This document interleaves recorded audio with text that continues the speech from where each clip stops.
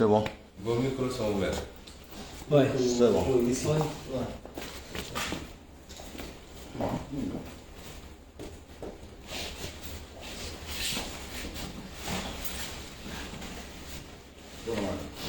waaw lancé waat na. C'est bon, pare nga ñëw. C'est bon. Ok. Ouais. c'est bon lancé C'est bon. C'est bon. Gars, c'est bon. Ah, c'est bon. Waaw, donc c'est parti. mbokk yi asalaamaaleykum ñu ngi nuyu waa Sénégal yëpp di nuyu waa àdduna bi yëpp di nuyu aussi waa Casamance particulièrement ville de Ziguinchor bi nga xam ne yàlla def na may weer di souhaiter ñëpp une bonne fête de Tabaski muy une des fêtes les plus importantes ci Sénégal ak ci àdduna di leen ñaanal di ko ñaanal suñu bopp ñu feete ko ak yu bëree bëri te mu ànd ak barke ànd ak wërsëg ànd ak wér-gu-yaram waaye ànd ak jàmm surtout ndax lu waaye am tam jàmm rek je crois que am na ci manqué yu bëri di wax tamit ni fête bi ni mu waroon neexee en tout cas ci ñu neexee ko noonu parce que jamono jii ñu koy feete am na fii ci Casamance diggante Ziguinchor ak Bignona ñaari famille yoo xam ne ñu ngi dund naqar te dara tegu leen ko dul assassinat mooy rey boo xam ne rey bu nit tey la ñu def ko ci seeni doom mooy li xewoon ci manifestation pacifique waaye Macky Sall joxe ndigal pour ñu tiire ci ay nit ñoo xam ne yow ñu woon gànnaay yow ñu woon dara li ci gën a métti nag mooy gannaaw biñ leen faagagalee ci anam boobu ba jamono ji ñu toll seeni mbokk mënuñoo jot ci seeni néew pour mu leen denc ñuy wax nag Sénégal ni nañu arbitre nañu anticiper ci yenn yi balaa muy jur loo xam ne dina doon musiba ndax tey procureur mi ngi nangu ay néewu jàmbur procureur u Ziguinchor jamono jii ñuy wax moom ma nga dem toog Dakar ak njabootam di tabaski waaye bàyyi ñii ak seen naqar boo jëlee kaaw bi ñoo na bi ba léegi lànk nañu ne duñu delloo néew waaye lànk nañu wax sax nit ñi lan moo rey xale bi li ñuy wax genre de mort boo ñëwee fii si fi joon dañoo def seen rapport te def nañu autopsie ne xale bi li ko rey du bal waaye arme blanche ñu ne leen kon yoon may nañ ñu def ñuy wax contre expertise te contre expertise boobu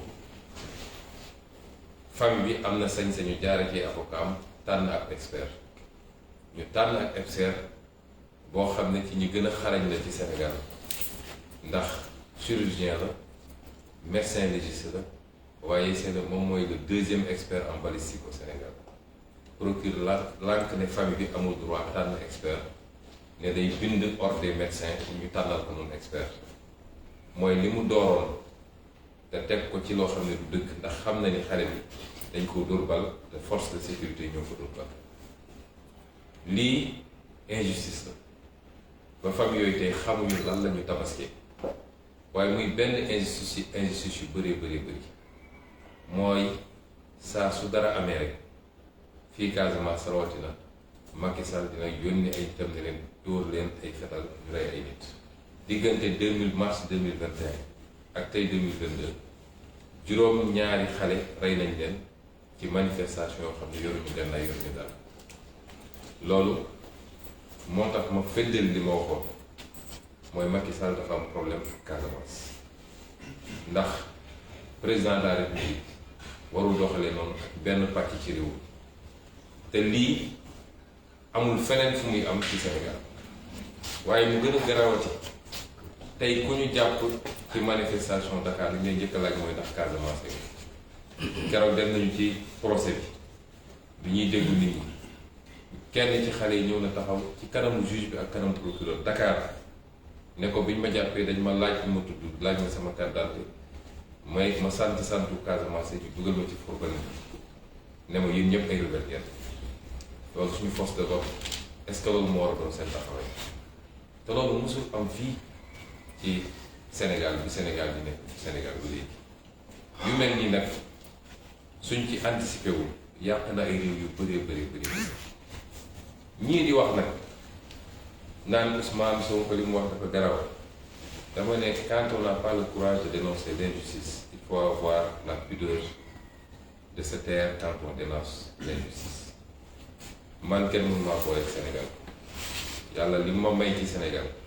defe naa du ma ne kenn am ko def waaye néew nañu ko am ñiy wax ñëpp bu ñu àndoon Bawol maa leen ëpp mbokk Bawol bu ñu àndoon Siin maa leen ëpp mbokk Siin bu ñu demoon Saalum noonu bu ñu demoon Gànjool maa leen fa ëpp mbokk bu ñu demoon Waalo maa leen fa ëpp mbokk parce que yàllaa ma may loolu ci ñi mu boole ci samay parents ba ma bokk fépp kon man mënuma am xalaat luy xaajale Sénégal waaye bu ma amee sañ-sañu taxaw fii Casamance wax li ma wax te doo dégg benn voix autorisée bu Casamance bu ne d'accord ma ak Ousmane Sonko c'est parce que dafa doon sentiment bu profond fi bu nit ñi di dund stigmatisation bi te lépp ci nguuru Macky Sall moo tax Sénégal yépp laay woo muy kuy Fuutaanke kuy Saalum kuy Bawol kuy Siin ak foo bokk na njëkk jóg taxaw jàpp loxo Macky Sall ci lii mu commencé te instrumentalisation politique moo ko ci tax a jóg ndax dafa njëkk a commencé ci nedd ko bandum bëgg a gëmloo Fuutaanke yi ni ñoom dañu war a ànd ak moom ci kaw waaso et non pas ci kaw programme mu jógee nord nag daal di cibler le sud li may wax nii ku ñëw Casamance wëral fii lépp nga def sa sondage di nga xam ndax def du doon sentiment global baat boo dégg mu jib wax savant la mooy ñi ànd ak Macky Sall te poñetu àdduna poste yi ñu leen jox moo tax ñooñu nag li ma leen wax mooy nañu lekk li ñuy lekk te noppi ndax doo dégg mukk ñu ne yu mel noonu am na Casamance ñu ñëw taxaw ci kanam wetu population yi masawu leen wala ñu dem Macky Sall mi ñu àndal ñu wax ak moom ne ko bàyyil doomu Casamance yi ngay rey loolu nag dafa war a jeex ñun Casamance ay mbokk la ñun ñëpp loolu la ñu xam suñu wax Casamance buñ ko ramalee ci benn ethnie waaye dañ koy ñaanal fii am na quartier bu tudd Alwaar samay maam alpulaar yi ñoo ko fi sànc boo fa demee ñoo ko ëpp soo demee ay quartier wala quartier yëpp sax boobu nu mu tasaaroo di nga fekk Mankaan di nga fekk Manjaan di nga fekk olof di nga fekk séeréer di nga fekk keneen ak keneen loolu fii rek la am ñun amuñu problème yooyu waaye nag dañu jàpp ni am na loo xam ne bu ñu ko seetaanee ba mu egg fenn du baax ñun mënuñu nekk régionaliste parce que ku am yaayu Bawol am maam Fuuta am ay nijaay fépp ci Sénégal mënoo am loolu te suñu yéene mooy diriger Sénégal man diriger Casamance taxumaa jóg diriger Fuuta taxumaa jóg diriger Dakar taxumaa jóg président de la République du Sénégal laa ñaan yàlla mu def ma ko bu ko defee li ñu am ci xalaat ak yéene ci Sénégal ak ci Afrique ñu def ko ba ñëpp gis coppite loolu moo ñu tax a jóg kon tey feetu joie la tey bésu joie la bésu mbégte la bésu bànneex la waaye am na tey ay sénégalais yoo xam ne amuñu bànneex boobu te leen ko xañ mooy li ñu faat seeni doom ba pare nangu seeni néew ni duñ leen ko delloo loolu bu ko dénoncé wul rek ngeen jégal mu ci kàddu gi doon su dëkk ñi wax tamit waa Ziguinchor ñi nga xam ne ñooñu wóolu ba dégg ñu mairie bi ñu leen di dellu gërëm ci confiance boobu am na liggéey bu ñu sumb waa Ziguinchor yëpp a koy gis juróomi weer rek la ñu defagum ci mandat bi te fu ñu jëm bu soobee yàlla Ziguinchor dina soppi ndax li ñu suñu gis-gis leer na suñu programme xam nañ ko ñoo ngi teg jéego yi nga xam ne moo ñu war a yóbbu fi ñu bëgg a jëm ñépp ñu gis li xew ci dëkk bi te lépp nag ci engagement wu Ziguinchor waaye ñun loolu la ñu gëm li ñu gëm mooy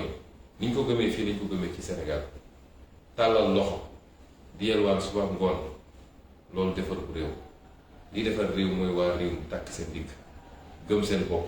nangu làmb seen poos ci li ñu bokk ñu xool ni ñu koy dajalee ba defar seen réew loolu la ñu commencé expérimenter fii ci Ziguinchor bu ngeen seetee li jëm ci nettoyage dëkk bi ak curage caniveau yi naam wax nañu ay entreprise ñu abal ñu ay matériel waaye volontaire dëkk bi ma leen delloo njukkal ay xale yoo xam ne woo nañ leen ruy si ba léegi nii amul kenn kuñ ci jox 10 000 francs ñoo tàkk seen tubéy wag seen yére dem dugg ci caniveau yi dugg ci marché yi defar dëkk bi ba tey jii ñëpp xam nañ li muy taw si Ziguinchor bëri na waaye ñu ngi sant yàlla bi mu commencé taw ba léegi kenn déggul ni inondation amagul ñu ñaan yàlla mu continuer noonu lañ ko fas yéene def ci leneen ak leneen ak leneen ba nga xam ne ñun waa dëkk bi ñooy defar suñu dëkk loolu mooy suñu gis-gis ci Sénégal mooy suñu gis-gis ci Afrique tàllal loxo la nga am ci alal nga seetaan ba tubaab bi ñëw jël ko wala tubaab tàllal loxo ñu lay lebal nga tabax quelques ponts quelques yoon ñu naan félicitation te bor ba war a fee des suñuy sët ak suñuy sëtaat di ko fay loolu bokkul ci suñu gis-gis ci politique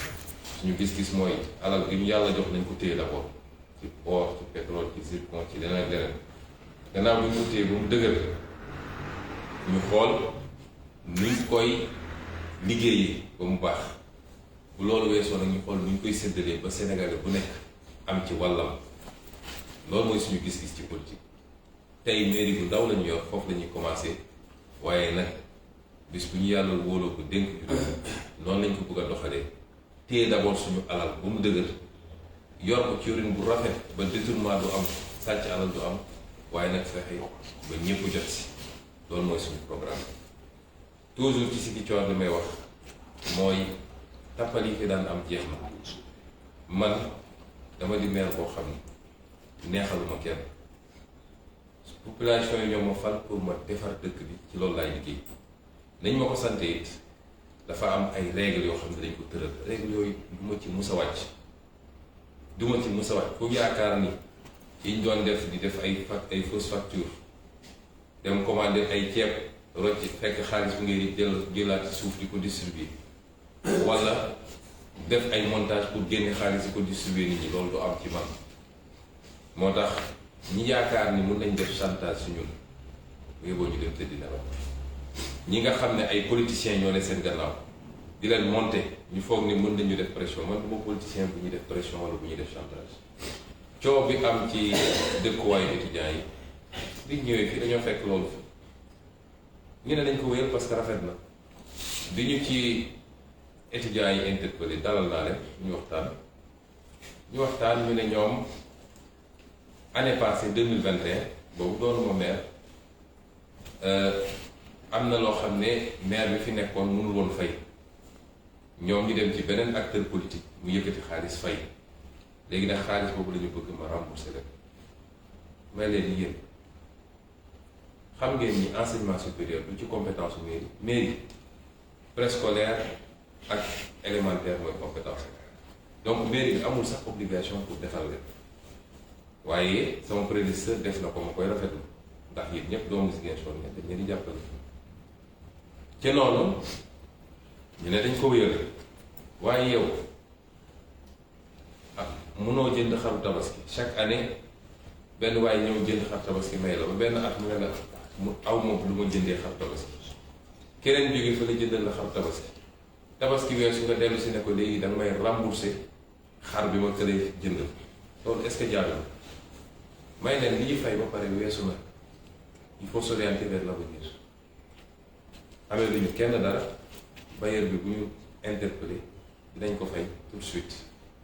ci sa trimestre semestre bi nga xam ne moo dugg parce que par 6 mois lañ koy fay kon loolu lan moo ci war a andi coow néew ñu leen duñ leen fayal loyer bi nañ ko fay man du ma def trésor ay faux mandat pour génne xaalis liquide di ko jox ay étudiants loolu du musa am mandat la ñuy def sur la base d'une facture d'un bailleur ñu fay bailleur bi man noonu lay fonctionner te facture boobu moo ko fi andi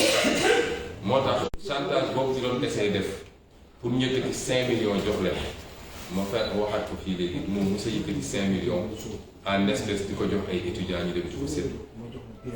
bi ñu ne ñoom dañoo bëgg a defar ay lits superposés dama leen ne andi leen débit bi mairie bi xool nu mu leen di jàppale ngeen def lits superposés waaye xaalis lu mu ko génne di leen ko def waaye nag comme mu ngi bëgg a andi coow décision bi ñu jël mooy bind naa le bail ba pare jaare naa ko par huissier le 2 novembre le contrat bi di jeex bu soobee yàlla le 2 novembre dañuy résilier contrat bi parce que amuñu benn obligation pour donner un numéro à des étudiants dinañ seet nag les étudiants les plus nécessités ñi nga xam ne ñu ngi ci ay jafe-jafe dinañ leen jox dans le cadre des aides sociales des bourses yu leen di jàppale foofu ñu nekk ci Dakar yeneen étudiants yi nga xam ne jëlal nañ leen logement muy Bambey ak Saint-Louis dinañu continuer fay les logements ni ñu ko doon fay loolu parenthèse bu ndaw rek la woon ndax samay collaborateurs leeral nañ ko ba pare waaye dama bëggoon rek wax nit ñi ni ma koy defee fii laa koy defee bis bu ñu yàlla dénkee réew mi man du ma ko ñuy def chantage du ma ko ñuy menacer daw ma ci gannaaw électeur ba tax may def dul yoon tant que je serai maire de Ziguinchor les procédures seront strictement respectées fi may daanelee nag mooy lancer un appel aux Sénégalais de tous bords parce que le Sénégal est en danger il faut que nit ñi xam ko le Sénégal est en danger te li andi danger bi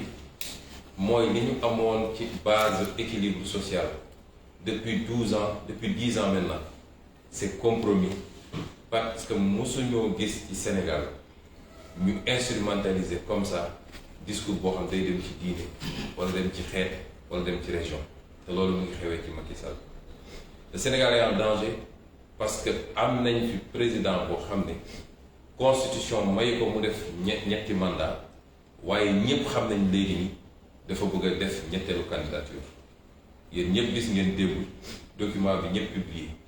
mu tasaaroo ci àdduna bi yëpp mooy dem na jël benn cabinet américain di ko fay xaalis bu dul jeex ci suñu xaalisu réew ay milliards la koy fay pour kooku wër àdduna bi dem wax ak président yi dem wax ak milieu d'affaires yi ci àdduna bi pour convaincre ñooñu ni moom Macky Sall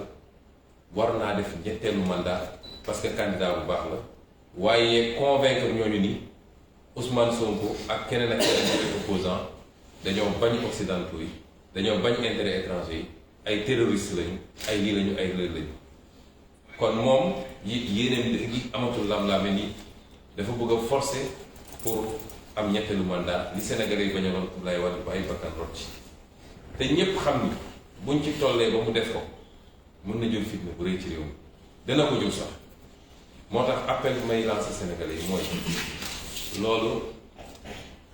mën nañ ci musal suñu bopp Sénégalais yi lay waxal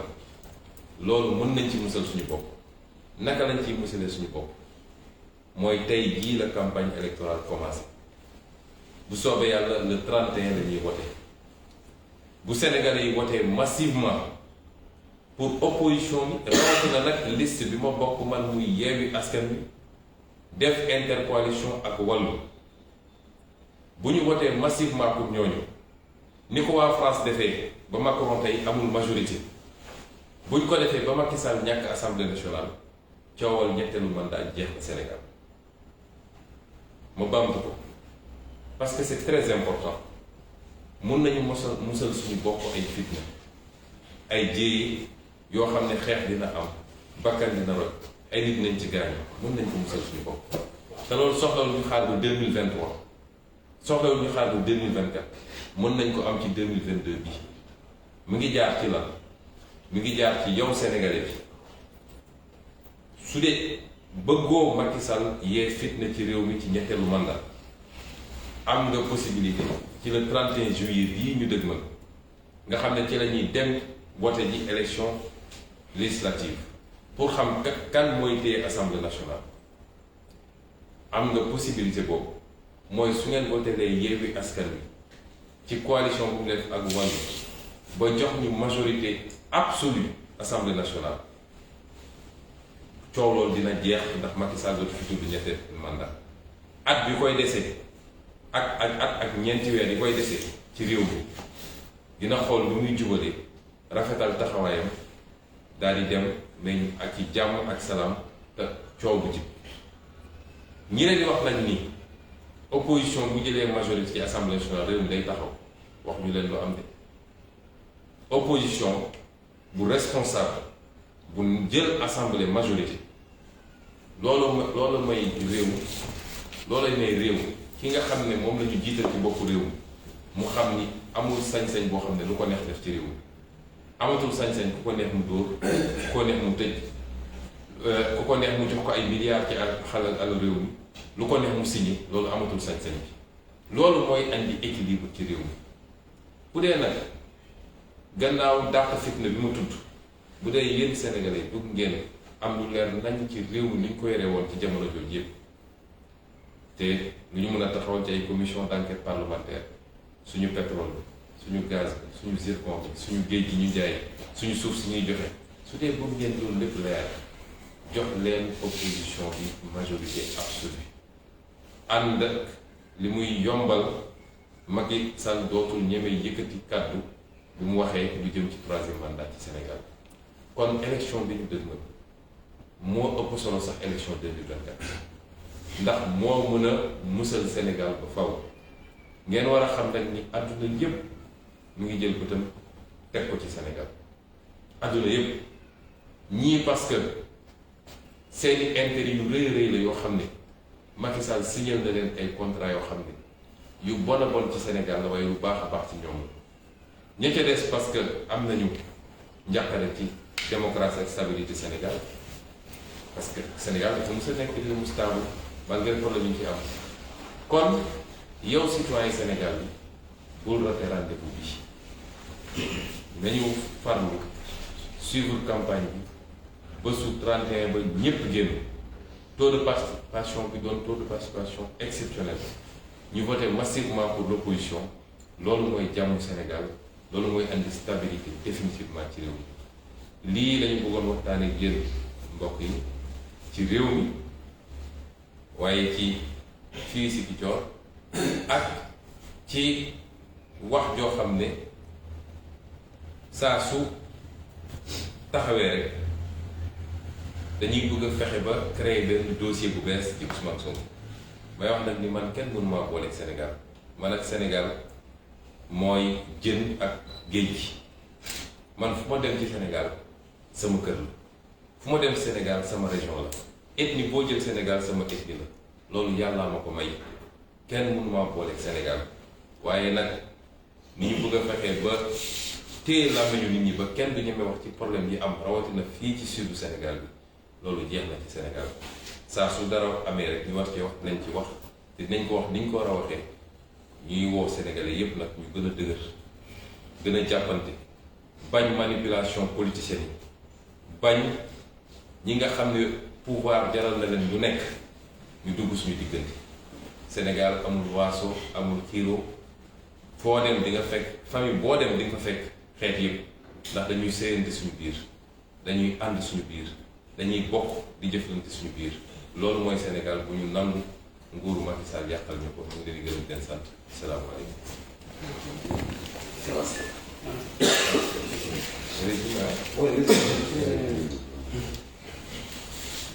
Chers compatriotes sénégalais, chers amis africains, je profite de cette occasion qui est la fête de la Tabaski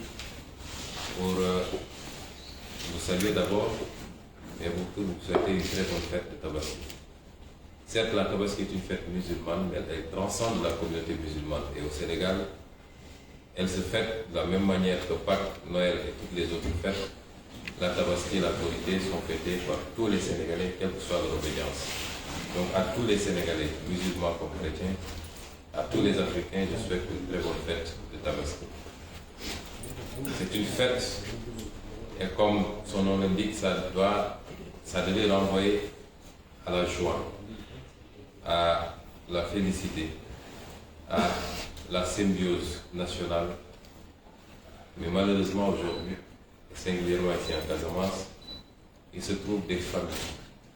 qui ne peuvent pas fêter comme toutes les autres familles, pour la simple raison qu'elles sont encore dans un deuil non consommé. Il se trouve des familles dont les enfants, les fils ont été lâchement assassinés lors de manifestations pacifiques. Des jeunes qui manifestaient sans armes, sans même des pierres, et bien après la manifestation d'ailleurs, ont été lâchement assassinés par les forces de défense et de sécurité commandées par le président Macky Sall lui-même. Il se trouve que ça devient assez répétitif en Casamance. De mars 2021 à aujourd'hui, 7 jeunes ont été assassinés parce que simplement ils manifestaient ici en Casamance. D'autres ont été torturés, malmenés. Il y en a un d'ailleurs qui vient de sortir de l'hôpital, il a été gravement torturé. Cela est inadmissible, il faut y mettre un terme. Mais au-delà, ce qui se passe, c'est cette stigmatisation des Casamancés. Et quand je parle de Casamancés, ça va au-delà d'une ethnie. C'est seuls les ignares qui ne connaissent pas la Casamance qui pensent que la Casamance rime avec une ethnie. Vous avez toutes les ethnies condensées ici en Casamance. Vous avez des quartiers entiers qui portent, qui ont été fondés par des ethnies qui sont venues du nord du pays, du centre du pays pour venir s'installer. La Casamance est la région la plus cosmopolite, particulièrement la région de Ziguinchor et la ville de Ziguinchor. Et cette stigmatisation des Casamancés se manifeste par un ciblage lors des arrestations dans les manifestations. Je ne parle même pas de la Casamance, mais à Dakar et ailleurs, où des forces de défense et de sécurité se permettent de traiter les ressortissants de la Casamance arrêtés dans des manifestations systématiquement de rebelles et de les malmener. Personne ne nous a de dénoncer ces pratiques. À tous ces moralisateurs qui profitent de ma sortie pour rier sur les médias et décréter des propos d'une extrême gravité, je leur dis vos leçons, vous pouvez vous les garder. Je n'ai pas besoin de vos leçons si vous n'avez pas le courage de dénoncer ces dérives extrêmement graves et qui ont pris de créer un malaise général ici en Casamance. Ayez au moins la pudeur de vous taire. Je n'ai pas de leçon à recevoir de vous. Nous dénoncerons comme je l'aurais dénoncé si ça s'était passé dans une autre zone du Sénégal. Parce que mon ambition, moi, ce n'est pas de diriger la Casamance. Mon ambition, c'est d'être président de la République du Sénégal. Et je dirais à ces gens-là, personne ne peut me mettre en mal avec le Sénégal, parce que du brassage qui a prévalu à ma naissance, il ressort que je suis un citoyen sénégalais. Je suis aussi bien à l'aise dans le nord, au centre, au sud, parce que j'ai des parents éparpillés un peu partout. Je ne peux pas tenir un discours régionaliste. Ces pratiques que les Casamancés sont en train de vivre, je les aurais dénoncées si elles concernaient des Foutanké ou des Baol ou des Saloum Saloum, je les aurais dénoncées avec la même vigueur, sinon beaucoup plus de vigueur. Et aujourd'hui, je tiens à informer l'opinion de ce qui se passe réellement.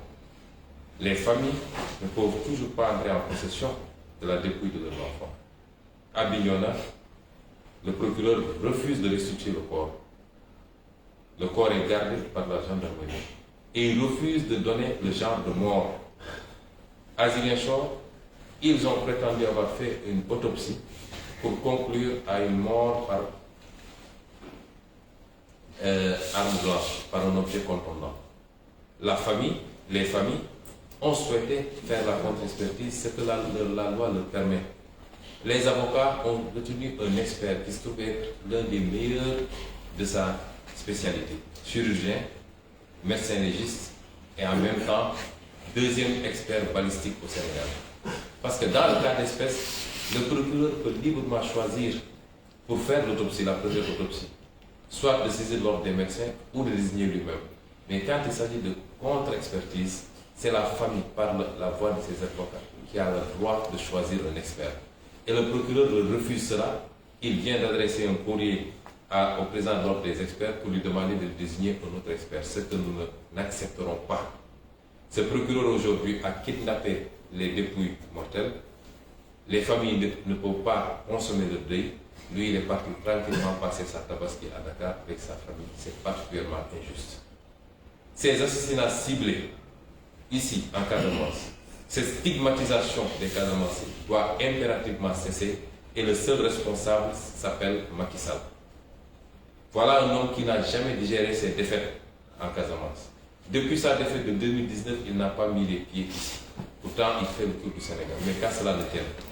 il est libre de le faire, mais qu'il arrête d'assassiner de jeunes Casamancés pour des manifestations pacifiques et non armées. Nous ne l'acceptons pas, nous le dénonçons, et je maintiens tout ce que j'ai dit. Macky Sall a un problème avec la Casamance. Que ça plaise ou pas, je le dis. Quand il arrêtera de stigmatiser les Casamancés et d'assassiner les manifestants, nous pourrons revoir ce jugement. Pour le moment, je le maintiens intégralement et entièrement. Et dire aussi que nous poursuivrons ces procédures. Les familles auront la patience qu'il faut cette année, cette fois-ci, jusqu'à ce que les contre-expertises soient faites et qu'il soit établi que ces jeunes ont été assassinés par des forces de défense et de sécurité qui n'avaient pas besoin de tirer sur des manifestations à main nue. Et que ce soit le point de départ pour que cela cesse, qu'on n'ait plus à utiliser ces méthodes nulle part dans le Sénégal et particulièrement ici, en Casamance. Je voudrais dire également que, surtout aux politiciens locaux, qui me traitent même de rebelle, je veux bien, ils n'ont qu'à consommer tranquillement le butin de leur position et de leur compromission vis-à-vis de Macky Sall et avoir cette fois-ci également la pudeur de se taire. Parce que quand vous êtes Casamancé, quand vous êtes Sénégalais tout court, quand des gens sont assassinés de manière froide et gratuite, vous n'avez même pas le courage de le dénoncer. Vous n'avez même pas le courage d'aller dire, d'aller présenter vos condoléances aux familles. Vous n'avez même pas le courage de dire à Macky Sall, même si c'est votre allié, votre président de parti, que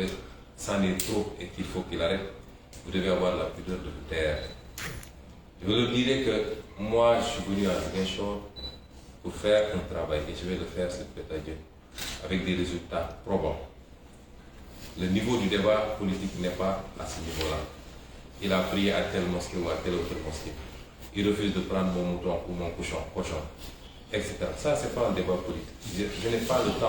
temps à faire avec ces débats mineurs. J'ai un mandat des Ziguinchorois. Je serai au service des Ziguinchorois entièrement, mais dans la droiture et dans la vertu. Ce que j'ai toujours appris, ce que je me suis toujours évertué à faire, ce qui a fait que j'ai fait 15 ans de service public aux impôts et domaines. Personne ne pourra vous dire que j'ai une fois flanché dans les procédures. J'ai une fois flanché pour avoir été corrompu, ou alors que je me serais livré à de la concussion. C'est la même chose que j'appliquerai ici, à Ziguinchor, et demain c'est la même chose que j'appliquerai si je suis président de la République du Sénégal. Instrumentaliser des jeunes étudiants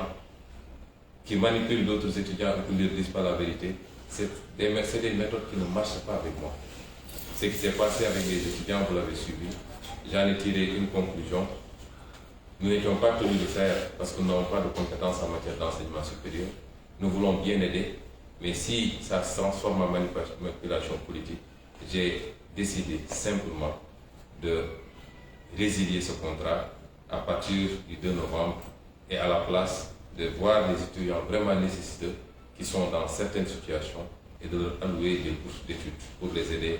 à supporter les difficultés d'existence à Dakar particulièrement. Pour les autres, nous maintenons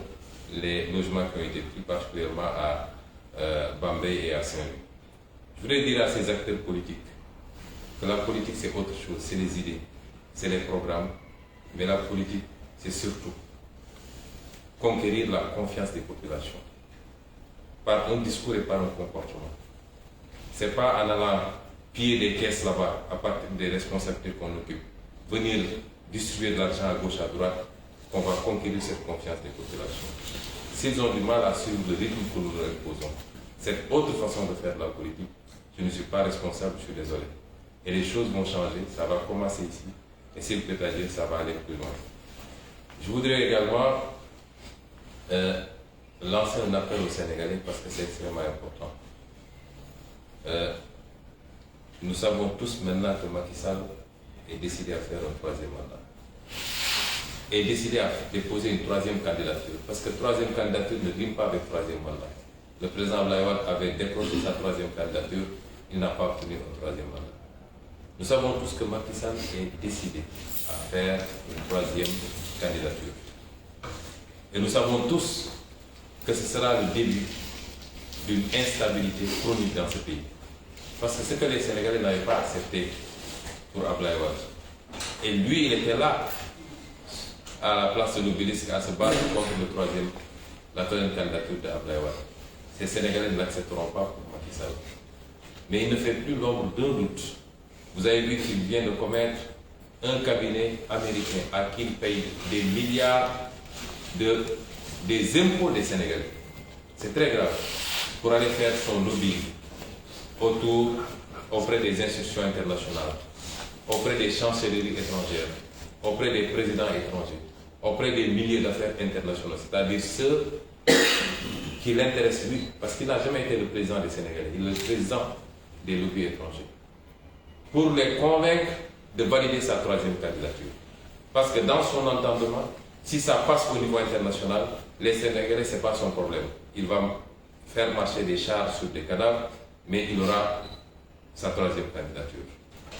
Je dis que nous allons vers des lendemains extrêmement sombres.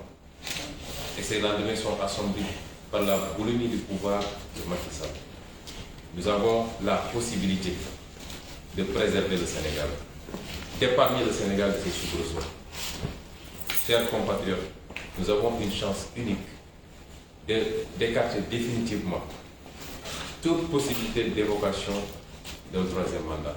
Ça passe par quoi? Ça passe par un vote massif le 31 juillet. Un vote massif en faveur de la coalition Yewwi Askan Wi et de l'intercoalition Yewwi Askan Wi Wallu. Parce que si Macky Sall perd l'Assemblée nationale, le débat du troisième mandat est derrière nous. Je veux que les Sénégalais en soient conscients et convaincus. S'il perd l'Assemblée nationale, on ne parlera plus du troisième mandat. Si on lui donne encore une majorité, il va en sortir regardé, il va immédiatement engager le débat du troisième mandat qui risque de brûler ce pays. Est-ce que nous souhaitons cela? Absolument non. Et à ceux qui vous disent que si l'opposition est majoritaire, le pays sera bloqué. Dans combien de pays l'opposition a été majoritaire? Aujourd'hui en France, le président Macron n'est plus majoritaire, il a une majorité relative mais pas absolue. Aux États-Unis, à toute élection de mi-mandat, à 90%, c'est l'opposition qui arrive majoritaire au Sénat et au Parlement. Et ça n'a jamais bloqué le pays. Si vous voulez aujourd'hui, au-delà de l'aspect stabilité du pays,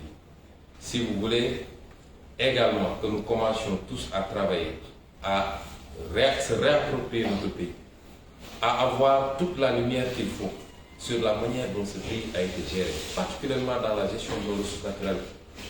Par rapport à la corruption, vous entendez des proches du président qui gardent des milliards dans le chambre, alors que le Sénégalais, le petit gourgour, ne peut pas se payer un mouton. Par rapport à la gestion de tous les secteurs socio-économiques de ce pays, il faut confier l'Assemblée nationale à la majorité. Ce sera confier l'Assemblée nationale à l'opposition. Donner la majorité à l'opposition. Ce sera une opposition responsable qui ne bloquera pas le pays, mais qui encadrera les pouvoirs du président Macky Sall. Parce que comme dit l'adage, pour que la démocratie marche, il faut que le pouvoir puisse limiter le pouvoir. Or, vous avez vu que la justice, et une bonne partie de la justice, est phagocytée par le pouvoir exécutif. Vous avez vu que l'Assemblée nationale n'a été l'ombre que d'elle-même pendant ces 5 dernières années. Si vous voulez avoir un contre-pouvoir, il faut aujourd'hui faire confiance et voter massivement à l'opposition, qui, pour les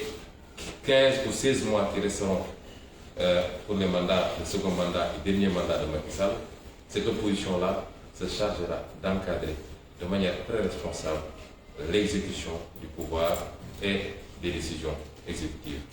C'est cela que je voulais délivrer comme message. Nous vous remercions encore une fois. Nous vous souhaitons une bonne fête et nous vous demandons, quelle que soit votre république, quelle que soit votre région, quelle que soit votre appartenance, nous vous demandons de dire non à cette volonté clairement exprimée par Macky Sall de compromettre l'un des rares acquis extrêmement solides du Sénégal, c'est-à-dire notre cohésion sociale. Disons non qu'on soit du nord, du centre, du sud, qu'on vive au Sénégal ou à l'étranger, levons-nous comme un seul homme et disons stop à cette instrumentalisation des régions ou des ethnies pour faire de la politique. Je vous remercie et vous souhaite une bonne fête. Merci.